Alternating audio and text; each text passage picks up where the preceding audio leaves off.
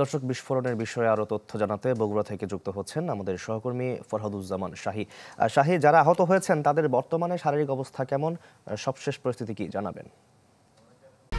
1, 2, 3 ঢাকায় জমি জিতে নিন 100% ক্যাশব্যাক সহ 20 কোটি টাকার পুরস্কার।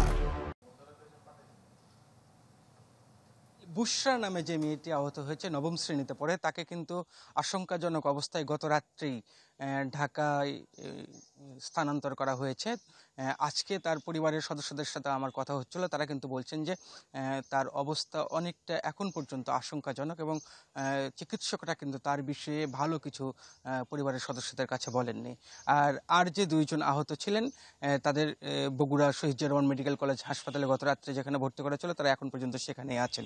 আর পুলিশের যে প্রধান বগুড়ার পুলিশ সুপার সুদীপ কুমার চক্রবর্তী গতকালকে ঘটনাস্থল পরিদর্শন করে সাংবাদিকদের সাথে কথা বলছিলেন। তিনি বলছিলেন যে গত রাত্রেই বিস্ফোরক বিশেষজ্ঞ টিম আসার কথা, ঢাকা থেকে তারা রওনা দিয়েছে এবং তারা এসে এখানে আসলে পরিদর্শন করে তারা এখান থেকে বিভিন্ন ধরনের আলামত সংগ্রহ করবেন এবং তারপরে আসলে বলবেন যে কিভাবে বিস্ফোরণটা হয়েছে, প্রকৃত কারণটা এখন পর্যন্ত অজানাই আছে। কিন্তু সেই বিশেষজ্ঞ টিম এখন পর্যন্ত আজকে সকাল পর্যন্ত এই ঘটনাস্থলে আসেনি। পুলিশের বেশ কয়েকজন সদস্য ঘটনাস্থল ঘিরে রেখেছেন এবং সকাল থেকে আমরা দেখছি কৌতূহলী মানুষ কিন্তু একেবারে উপচে পড়ছে ঘটনাস্থল।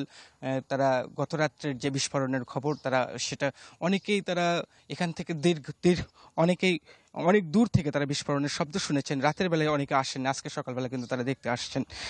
আমরা আজকেও সকালবেলা পুলিশের ঊর্ধ্বতন কোনো কর্মকর্তার সাথে আমাদের আজকে কথা হয়নি, তবে তারা যেটা বলছেন যে আজকে যখন বিশেষজ্ঞ টিম যখন আসবে তাদের কাছ থেকে আসলে জানা যাবে যে মূল ঘটনাটা কি এবং কেন এই ঘটনা ঘটেছে। তবে আধা পাকা এই বাড়িটা যেভাবে লণ্ডভণ্ড হয়েছে সেটা এলাকাবাসীকে কিন্তু অনেকটা অবাক করেছে।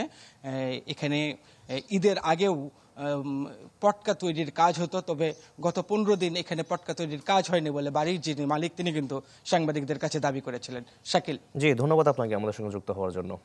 দর্শক, বিস্ফোরণের সবশেষ খবর জানাতে বগুড়া থেকে যুক্ত হয়েছিলেন আমাদের সহকর্মী ফরহাদুজ্জামান শাহী।